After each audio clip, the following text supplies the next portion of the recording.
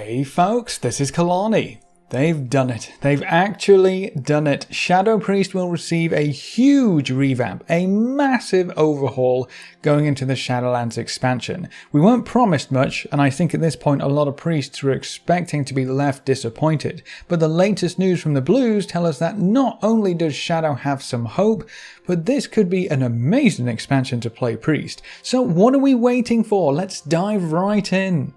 First up, with this big round of changes, Void Form. We still do have Void Form, but it's not going to work in anywhere near the same way baseline. Now Void Form will just be a straight damage cooldown that you can pop, deal some extra damage, and then that's it. There's no insanity battle anymore. You don't have to race against your resource to stay in Void Form as long as possible. Void Form now just lasts for 15 seconds, and it has a 90-second cooldown. It's also been pared down quite a bit. You don't gain stacking haste anymore, and Void Form won't reduce the cooldown of your Mind Blast, but it will refresh the cooldown of Mind Blast, and you gain 2 charges while in Void Form.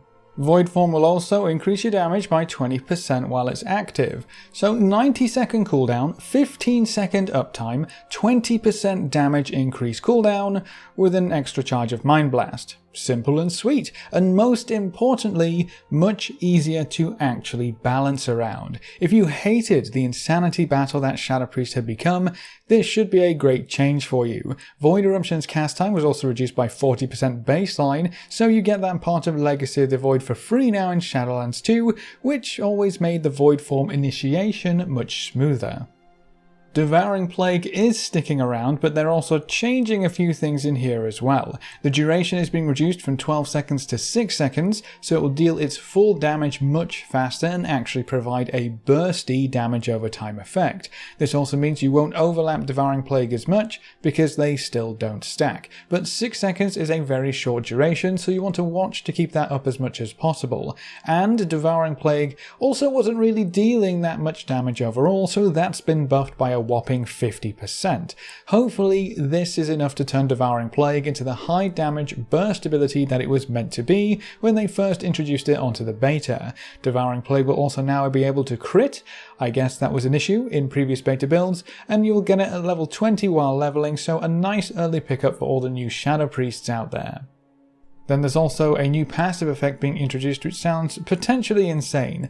Dark Thoughts. For every damage over time effect you have on the target, Mind Flayer and Mind Seer have a 2% chance to give you a Mind Blast charge, so reset the cooldown on Mind Blast, and make it instant cast.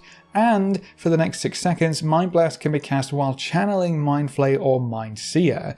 The effect of Dark Thoughts can stack up to 5 times if it procs several times in a row. There are a few parts to this. First, gain a charge or reset the cooldown on Mind Blast and make it instant cast. That's the Shadowy Insight talent given to us for free baseline, more or less. Then it can also be used while channeling Mind Flayer or Mind Seer, so we can stack our damage on top of our damage, but on top of all of that, you can save this up potentially and get it to stack 5 times. Can you imagine the sheer burst potential of a Shadow Priest? Fully ramped, all dots up, trinkets popped, Void Form entered, channeling a Mind Flay, and spamming 5 instant cast Mind Blasts right on top of you. That is going to be crazy. The cool thing is this works in AoE and single target because Mind Blast can be cast during Mind Flay or Mind Seer, and you may be thinking, well, you don't care about Mind Blast in AoE, but trust me when I say you absolutely do now.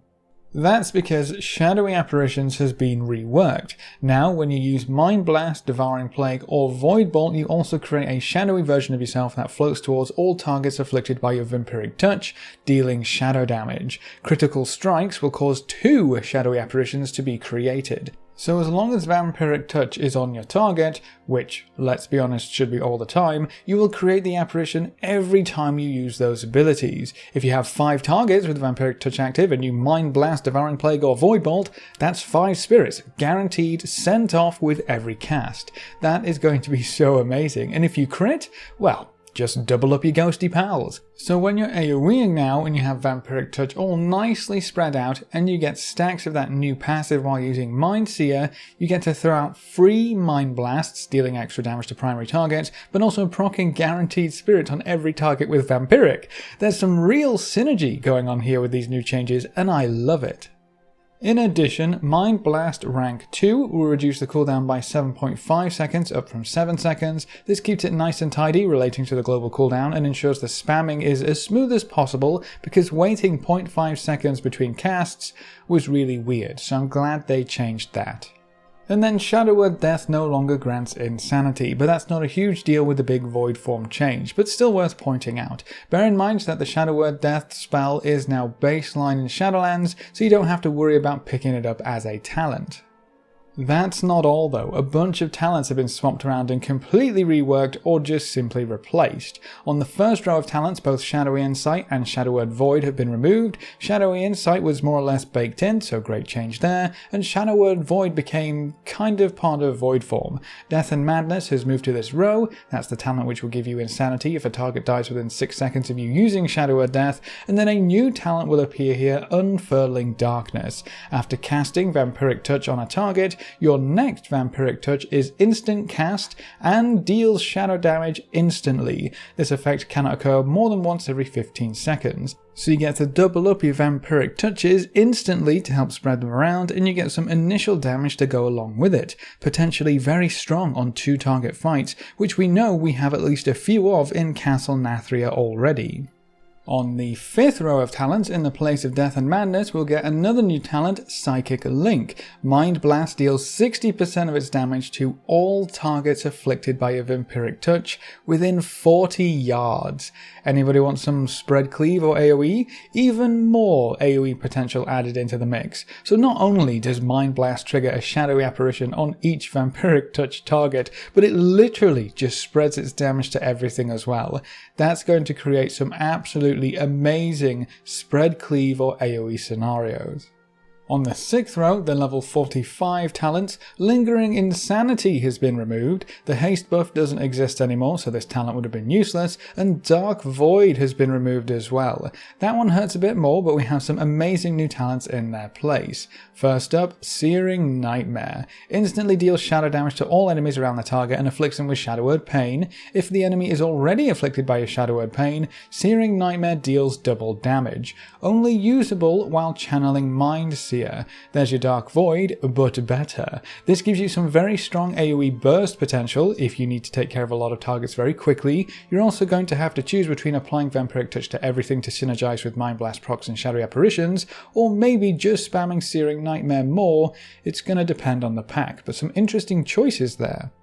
Another new talent on this row is Damnation. Instantly afflicts the target with Shadow Word Pain, Vampiric Touch and Devouring Plague, free of cost. 45-second cooldown. That's going to be perfect for single targets, and it's more or less removing your ramp entirely. One button applies all of your dots and you can go straight to dealing direct damage. Void Torrent has changed a bit as well. It no longer pauses your Insanity while used, of course, but now refreshes the duration of your shadow damage over time effects on the target while it's channeling. Another option to help extend dots on single targets so you can focus on those Mind Blasts. And on the last row, Dark Ascension has been removed and replaced with a new talent, Ancient Madness. Entering Void form increases your crit strike chance by 30% for 15 seconds, reducing its effect by 2% per second. That's the crit stacking Azurite trait, more or less baked into Void form, which could be very interesting. Remember, crits double up your spirit still, so I'm sure crit will have a lot of value, and you get 30% for free right out of the gate with this talent, decaying every second of course. It was very powerful as an Azurite trait. Let's see how it does as a talent.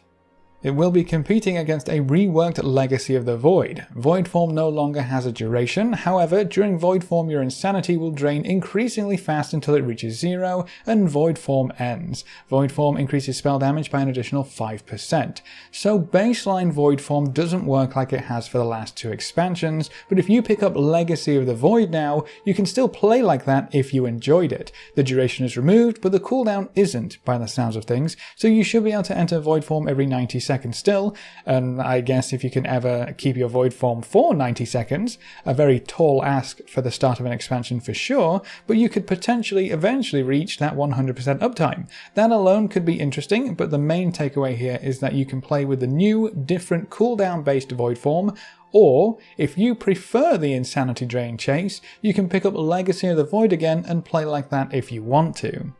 Surrender to Madness is sticking around and its cooldown has been reduced to 90 seconds, but I don't think that's going to change much. After all these changes though, I think Surrender to Madness being a little wonky is fine for now. So if you were wondering how this all patches together, our main cooldown void form has been completely reworked to no longer tie us to a resource chase for the entire expansion. We have a new passive that provides procs of instant mind blasts, so we can save up to 5 maybe, or spend them as we get them. Apparitions are now guaranteed on certain spell casts, trigger on any target with vampiric touch, and crits double up spirits, and Devouring Plague offers us another damage over time effect with a lot of focus on burst. And we have so many talent changes to go along with all those baseline modifications.